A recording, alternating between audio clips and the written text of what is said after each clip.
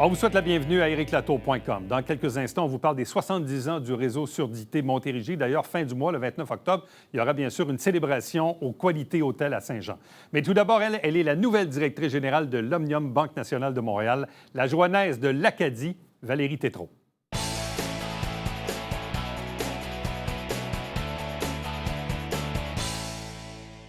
Un nouveau défi attend la joannaise Valérie Tétrault, bien connue dans l'univers du tennis parce qu'elle va succéder à Eugène Lapierre à la direction générale de l'Omnium Banque nationale, évidemment qu'on a à Montréal à chaque année. Évidemment, c'est un élan de fierté aussi pour la région de voir que Valérie accède à ce nouveau job-là. On la rejoint à l'instant. Valérie, bonjour, bienvenue, surtout félicitations. Bonjour, merci de m'accueillir et merci pour les bons mots. Ta retraite du tennis professionnel remonte à quand déjà? Ça remonte à décembre 2010. Donc, autant parfois j'ai l'impression que c'était hier, autant les années passent et oui, ça fait 12 ans déjà. Bon, dans ces 12 dernières années, entre autres, puis tu sais, on s'était croisés, on s'était vus, puis tu prenais une tangente au niveau de l'analyse, au niveau de la télévision, entre autres, au niveau des médias. Puis là, tu assumais aussi d'autres fonctions ces dernières années. Oui, en fait, lorsque je me suis retirée à la fin de 2010, c'est clairement le monde des communications qui m'intéressait. Ça, c'était très clair dans mon esprit. Et donc, à la base, j'ai été engagée début 2011 par Tennis Canada, par un certain monsieur dont vous vous souviendrez, M. Louis Borfiga, comme entraîneur pour le programme des 12 ans et moins. Ça a duré un gros 2 semaines. J'ai eu la chance quand même pendant cette période-là d'avoir un certain Félix Auger-Aliassime sur mon terrain qui, à l'époque, devait avoir une dizaine d'années. Et 2 semaines plus tard, il y a quelqu'un dans l'équipe des communications qui donnait sa démission. Et donc, à l'époque, Eugène Lapierre et Louis-Philippe Doré, qui était le directeur des communications, même si je n'avais pas nécessairement de l'expérience dans le domaine, ils ont décidé de me donner ma chance. Et c'est comme ça que j'ai fait mon entrée vraiment chez Tennis Canada dans le monde des communications. Donc, j'étais dans le poste de coordonnatrice aux communications. Éventuellement, quelques années plus tard, j'ai pris la direction du département. Et c'est vrai qu'à partir de l'été 2012, j'ai commencé à travailler comme analyste pour TVA Sport. À un moment donné, j'ai pensé peut-être orienter davantage ma carrière vraiment vers la télé.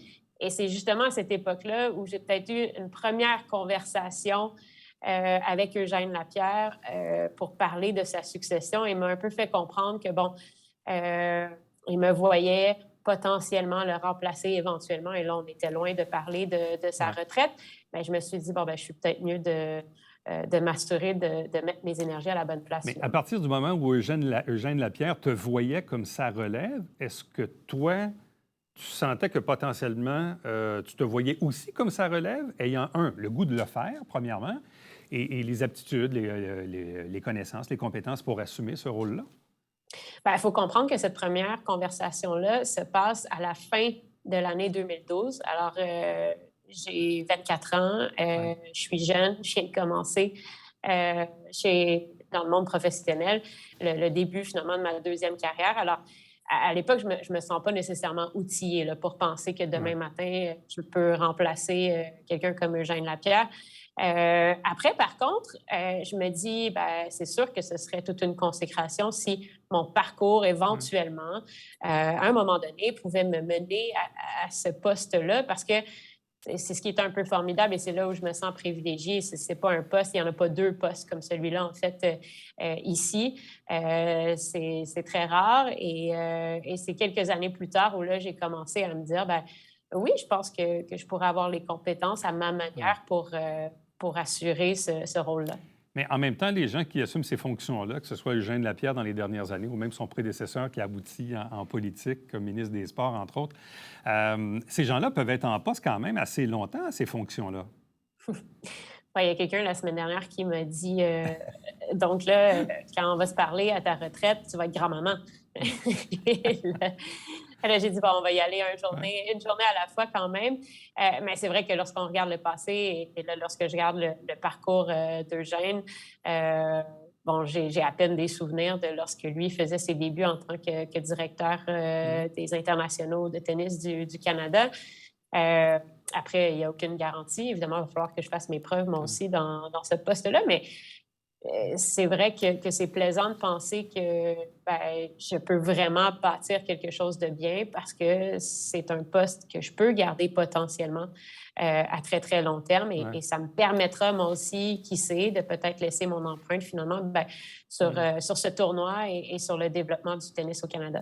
Bon, dis-moi, ces fonctions-là, ils exigent quoi dans le fond? Qu'est-ce qu'on attend de toi? Donc, c'est principalement l'organisation annuelle de ce tournoi-là ou si c'est plus élargi que ça au sein de Tennis Canada ou même de certains tournois juniors qu'on peut avoir aussi ailleurs dans l'année que uniquement le tournoi de Montréal?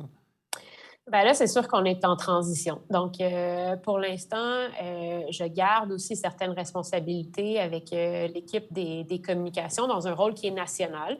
Ouais. Donc, effectivement, qui est beaucoup plus large que simplement le tournoi, où je suis appelée à travailler sur différentes initiatives, différents projets, d'autres tournois aussi qu'on organise au Canada et notre stratégie de communication pour l'organisation. Après, dans le cadre de mes nouvelles fonctions, ben oui, c'est d'assurer la direction de ce tournoi-là, ce qui veut dire donc travailler avec les différents départements, que ce soit la billetterie, que ce soit les opérations, que ce soit le marketing, les communications, pour qu'on puisse atteindre les objectifs qu'on s'est fixés et que le tournoi puisse Ouais. continuer de grossir, de grandir, puisse continuer aussi de rayonner à l'international. C'est sûr qu'il y a tout un volet qui est vraiment les relations, la communication avec les joueuses, les joueurs, leurs agents aussi, la WTA et l'ATP. Et c'est là où je pense que mon passé d'ancienne joueuse peut Mhm. certainement m'aider. Il y a encore plusieurs joueuses contre qui je jouais à l'époque qui évoluent encore sur le circuit. Alors ça, peut-être que ça va faciliter un tout petit peu la tâche de ce côté-là, mais en même temps, on le sait, il y a toute une nouvelle génération aussi qui arrive et Ouais. avec eux, donc, je devrais apprendre à tisser des liens pour faire en sorte que, parce que c'est souvent le cas l'été, on parle de Montréal, on parle de Cincinnati, ben, que Montréal est la petite étoile finalement sur le calendrier par rapport Ouais. à Cincinnati. Moi, souvent, ce que je vois à l'égard de ces tournois-là de Montréal ou de Toronto, là, à chaque été, toujours un peu la même histoire, c'est-à-dire on se questionne souvent, nous, comme public, est-ce que telle ou telle ou telle personne va être présente ou non à ce tournoi-là? Et on essaie toujours, évidemment, d'avoir les têtes d'affiche parce que ça donne un élan au niveau du marketing et on comprend ce que ça peut faire. Est-ce que le fait d'avoir des contacts auprès des joueurs et des joueuses ou de celles et ceux qui sont encore actifs, notamment, peut t'amener dans ce réseau-là, ou des gens qui travaillent même en arrière-plan là, de ces vedettes du tennis, que ça puisse peut-être t'aider dans ton rôle de les convaincre de venir à ce tournoi-là? Mais je pense que ça fait partie du rôle. Oui. Et c'est quelque chose que j'apprendrai à faire avec le temps, mais c'est là où il faut assurer une présence aussi dans d'autres tournois qui sont disputés un peu partout sur la planète pour être capable d'avoir un lien un peu privilégié finalement avec les meilleures joueuses et les meilleurs joueurs et, euh, et leur parler en bien de Montréal. Après, je pense qu'une fois qu'ils viennent au tournoi à Montréal, connaissent bien le tournoi et savent à Mhm. quel point ils sont bien accueillis, mais il y a de la vente un peu là-dedans Ouais. aussi. Et ça se fait aussi auprès des joueurs, effectivement. Mais en même temps aussi, les têtes d'affiche locales sont devenues hyper importantes parce que tu le disais tantôt, on a un Félix Auger-Aliassime qui tire bien à son affaire du jeu. On a Leila Fernandez également du côté Mhm. féminin, puis il y en a d'autres. Donc, le tennis va bien dans le monde, mais il va bien également au Canada et au Québec où on a des têtes d'affiche qui se défendent drôlement bien là, dans le top 100 en ce moment. Là. Ça, c'est tout un changement qu'on a Oui. observé dans les dernières années parce que, euh, bon, pour le tournoi de cette année, c'était le cas déjà en 2019, là, juste avant la pandémie, mais on a remarqué autant avant, c'était effectivement Rafael Nadal et Mhm. Roger Federer qui vendaient le plus de billets. Donc, les gens qui avaient des questions là, avant le tournoi, avant d'acheter leurs billets, et voulaient savoir si Nadal et Federer allaient être en ville, alors que on a observé que cette année, les questions, c'était par rapport à Félix Auger-Aliassime, c'était par rapport à Denis Shapovalov. Et donc, Ouais. nos athlètes canadiens sont devenus les plus grandes Ouais. vedettes pour le tournoi Ouais. ici. Et bon, il faut s'assurer évidemment que ça reste ainsi parce que après Félix, après Denis, ça en prendra d'autres qui seront capables aussi de bien vendre le tennis et Ouais. d'assurer la même vitrine. Mais c'est vrai que c'est un petit changement de stratégie. Et ça, ça peut juste nous aider parce qu'on a déjà de bonnes relations avec nos joueurs. Et Ouais. c'est tellement c'est tellement le fun, je pense, pour les gens qui viennent au tournoi, d'être capable de s'identifier à quelqu'un qui a grandi ici. Là, on parle de Félix. Il s'est entraîné à peu près toute son adolescence juste ici au stade IGA. Donc, tu sais, il y a les têtes d'affiche, mais il y a aussi les autres. Et on a besoin des autres. On n'a pas juste besoin des têtes d'affiche. Tu disais tantôt le fait de bien connaître le monde, l'industrie. Parce que c'est pas toujours facile, nécessairement, la vie de joueur ou de joueuse de tennis quand on n'est pas encore entré là, dans le top 10 ou le top 25 ou le top 50 ou le top 100. La route est longue pour y arriver parfois, là. Ah oui, ça je l'ai vécu, donc je pourrais vous en parler longtemps, mais bon, c'est vrai que lorsqu'on regarde les meilleurs joueurs, ça sent bien glamour, hein, ce qu'ils vivent et ils jouent dans toutes les plus grandes villes du monde, ils sont bien reçus, mais la route pour y parvenir, ben, pour certains, en tout cas, elle est un peu plus ardue, elle peut être longue aussi. On voit de plus en plus... oui, il y a des exceptions, là, comme Carlos Alcaraz, par exemple, qui accède à l'élite mondiale vraiment par la grande porte et en très peu de temps. Mais pour d'autres, l'ascension est beaucoup plus longue. Et c'est pas rare maintenant qu'on voit des joueurs qui arrivent à leur apogée alors qu'ils ont plutôt 27, 28 ans. Et ça, c'est pas ce qu'on voyait nécessairement avant. Bien, tu sais, même je reviens à ton propre cas, parce que moi, ça m'avait frappé quand je t'avais reçu en entrevue ici il y a plusieurs années. Bon, je comprends que tu penses qu'il y avait une blessure à la cheville ou quelque chose comme ça. Oui. Bon. Et tu sais, en même temps, tu t'étais rendu quoi, 112e au monde, à peu près? Exactement. Bon. Puis, et là, tu annonçais ta retraite, puis moi-même, j'avais été surpris, puis je t'avais demandé pourquoi, puis tu m'avais répondu, bien, ça fait quelques fois que je fais le tour du monde, puis quand tu n'es peut-être pas dans l'élite mondiale, bien, tu voyages seul, ton entraîneur ne peut pas toujours suivre, des raisons budgétaires aussi, puis à un moment donné, bien, c'est longtemps. Puis je sentais de ta part que tu avais fait le tour. Peut-être que tu ne voyais pas la possibilité d'aller peut-être plus loin ou manque de ressources ou je ne sais trop, mais parce que tu étais quand même assez jeune quand tu as décidé de tirer ta révérence, là.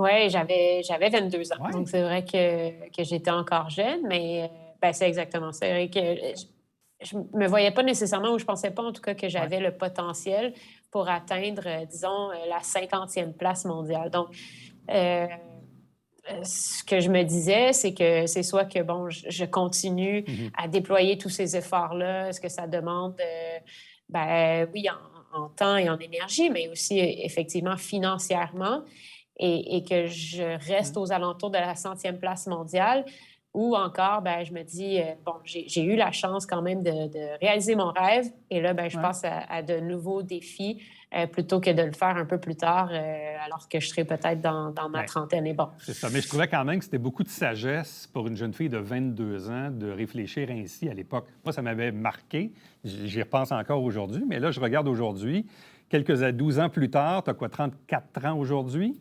34 ans, oui. Bon, puis là, tu m'as la nouvelle DG de l'Omnium Banque nationale de Montréal. Donc, c'est quand même... pour une jeune fille en début de trentaine, c'est quand même un bon CV, là. C'est quand même beaucoup d'expérience en tout, là. Oui, en tout cas, je ne regrette pas donc cette décision-là lorsque j'avais 22 ans parce que la vie m'a montré, je pense que c'était la bonne décision et au bon moment.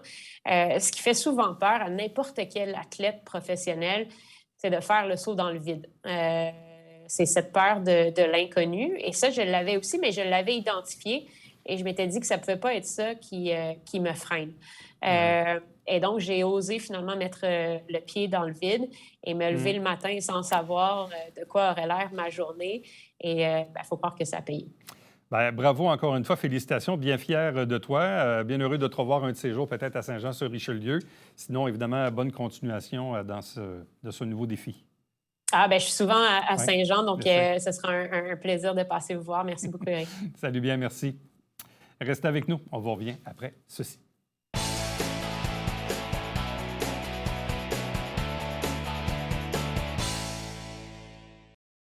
Salut, ici Alexandre Baudouin. Et François Trépanier. François, cette semaine à Sport Express, on parle de lutte, mon ami. Absolument, avec le grand Manitou de la FML, Éric Ouimet est avec nous. Et comme le disait si bien Macho Man, oh yeah!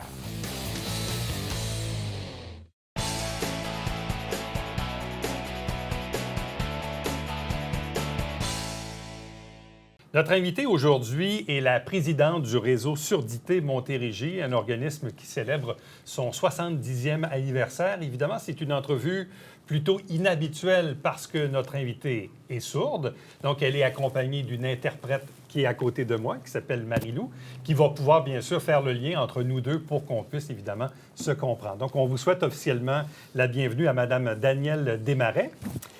Madame Desmarais, expliquez-nous un peu votre niveau d'implication avec le réseau Surdité Montérégie. Vous êtes impliquée depuis 5 ans, vous êtes présidente depuis le mois de juin, donc c'est tout récent. Expliquez-nous dans vos mots, qu'est-ce que c'est que le réseau Surdité Montérégie? OK. Depuis, je fais le transfert de présidence. Concrètement, j'ai de l'expérience comme les droits de défense des personnes sourdes. Donc, je trouvais que c'était un bon défi de participer dans la RSM, puis de prendre un peu ce mandat-là, puis aussi d'assister avec la direction, avec Serge et Lina. Oui, c'est ça, Serge et Lina. Combien de membres avez-vous au sein de l'organisme ici en Montérégie? À peu près 250 environ. 250. Et quels sont les services que vous offrez à ces membres-là? C'est plus de l'accessibilité à l'eau des hôpitaux, pour aussi des droits des interprètes, de l'égalité entre les sourds et les entendants, pas se sentir rabaissé par rapport aux personnes qui entendent.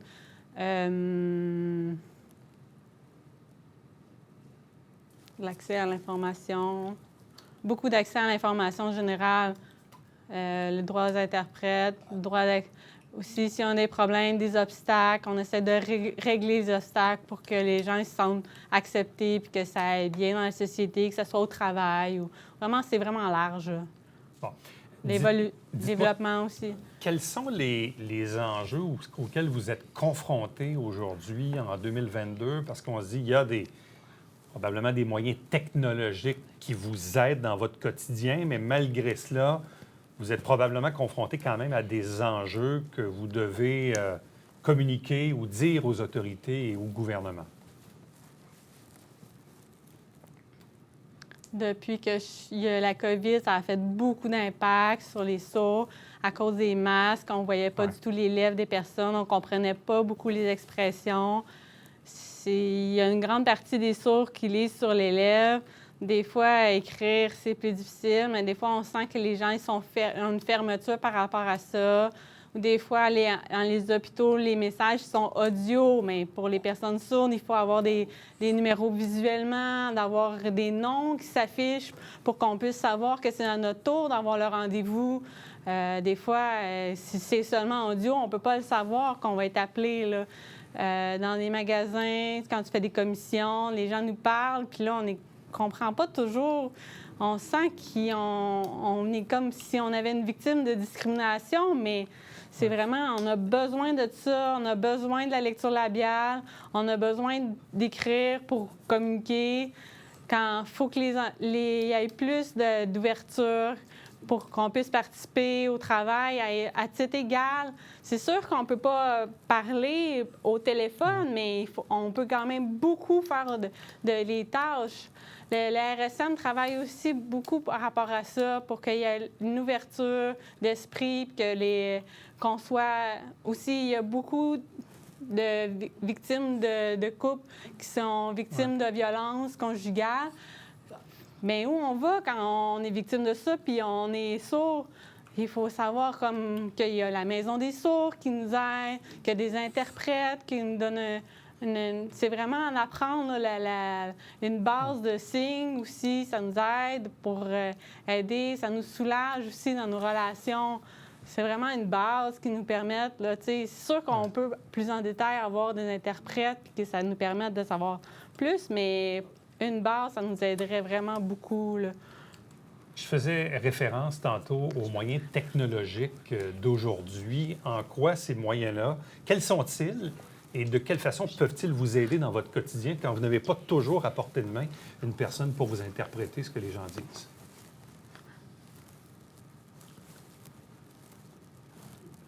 Dans les hôpitaux, on a accès tranquillement, là.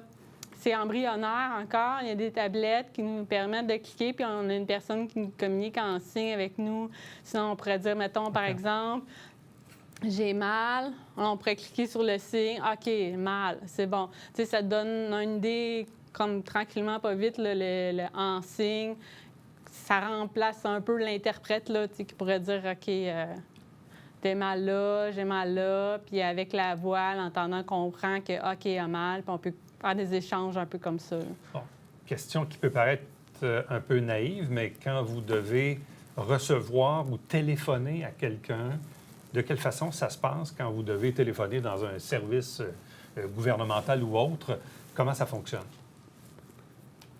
C'est avec le service SRV, Service Relais Vidéo. C'est un organisme qui existe depuis 2019. On peut le faire par ordinateur, par cellulaire. Ça nous permet d'avoir accès à un interprète. On donne le numéro de téléphone. On peut commander au restaurant. On peut prendre un rendez-vous à l'hôpital. C'est vraiment large là, comme possibilité, là. Il n'y a pas de limite, là. C'est vraiment... avec SRV, c'est un gros avantage pour les personnes sourdes pour communiquer avec les entendants. Ça évite les prix de communication. On se sent égal. C'est vraiment parfait. Parce que quand on est en face, c'est plus difficile. Au téléphone, ça va, mais en face, il faut encore continuer à se battre pour avoir un plus d'accessibilité quand on est en face à d'autres personnes entendantes. Et quand vous êtes dans la vie de tous les jours et que vous n'avez pas accès à un interprète ou une personne qui vous accompagne dans un magasin ou dans un autre service, de quelle façon arrivez-vous à vous débrouiller pour vous faire comprendre quand les gens qui sont devant vous, malheureusement, ne connaissent pas le langage des signes? Quand je vais dans un magasin, j'ai pas besoin d'avoir un interprète, Non. c'est sûr. Hein? Moi, je choisis ce que je veux. Si vraiment j'ai besoin d'avoir un prix, je regarde sur la caisse c'est quoi le prix, puis je paye mes achats. Au restaurant, je regarde le menu, je vois ça, je pointe qu'est-ce que j'ai besoin, je veux. Ouais. Comme commander, il n'y a vraiment pas de problème. C'est la base. C'est plus à l'hôpital que on sent, là, parce qu'il y a besoin plus de détails, on a vraiment besoin sur un plus longtemps que juste poser une question ou deux, là. Puis avec le médecin, s'il se met à écrire, ça peut être très long, là. Fait que là, des fois, la lecture des personnes sourdes aussi est très variable, là. On peut pas... C'est ça. Déjà, comme entendant, c'est difficile de comprendre quand un docteur parle. Oui, effectivement, je vous confirme. Dites-moi, parce que tantôt, non pas que ça m'a fait sursauter, mais ça m'a, disons, questionné. Vous êtes arrivé avec votre véhicule. Donc, vous étiez seul au volant à conduire votre véhicule. Donc, il y a probablement beaucoup de gens qui ne savent pas que les personnes sourdes peuvent conduire un véhicule seul. Comment peut-on expliquer au public que cela est possible? Ben oui, les sourds sont capables sont plus visuels, ils voient. Avant, avec les cours, c'est sûr, c'est avec un interprète, là. J'ai réussi mon interprète, ils m'ont donné un permis ordinaire, là, il n'y a pas de problème, je chauffe très bien. Puis, si je sais pas c'est quoi l'adresse, je prends mon GPS, puis je le rentre dedans, comme une personne ordinaire ferait, là. C'est pas un problème, là. Bon. Mais... Dites-nous, parce qu'on disait tantôt que le réseau Surdité Montérégie a 70 ans. Donc, il existe depuis très, très, très longtemps. Et il délivre des services à ses membres. Mais en même temps, je faisais un comparable tantôt. Je disais, bon, les personnes qui sont handicapées, les villes vont installer des rampes pour les aider à entrer. On sent qu'il y a des avancées, mais dans le cas des personnes sourdes, est-ce que vous sentez qu'il y a des avancées dans ce que les autorités, les gouvernements, les villes font pour vous aider à avoir un meilleur accès, ou si vous sentez qu'actuellement, ça stagne et ça ne bouge pas et ça n'avance pas?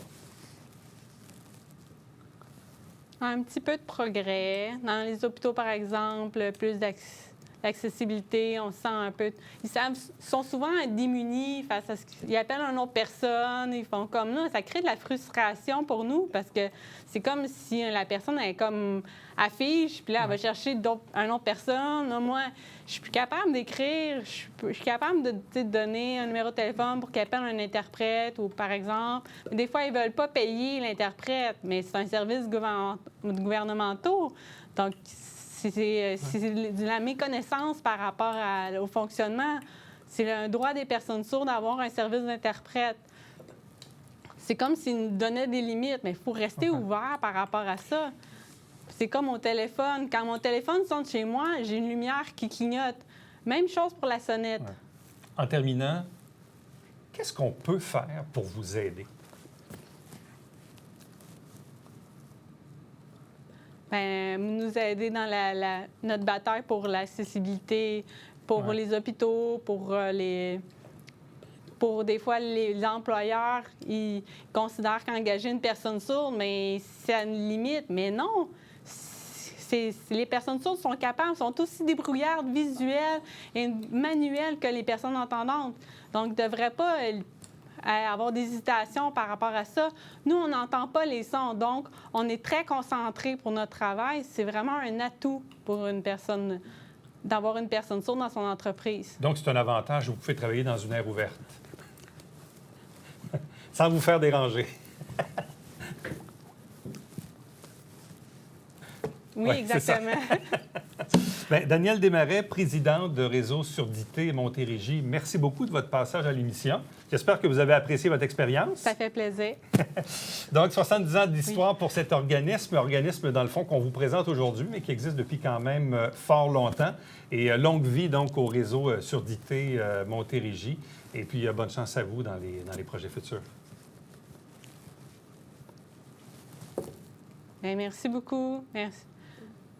Merci de m'avoir invité, d'avoir vu comment ça fonctionne aussi ici, le studio. Je profite d'avoir une meilleure idée de comment ça fonctionne aussi, présenter une personne sourde. Ouais. C'est pour pas gêner, se rencontrer. On est content de vous rencontrer aussi. Là. C'est pas un milieu clos, les personnes sourdes. Bien, merci beaucoup et merci Un bel échange. à Marie-Lou, bien sûr, pour l'interprétation de cette entrevue. Merci beaucoup.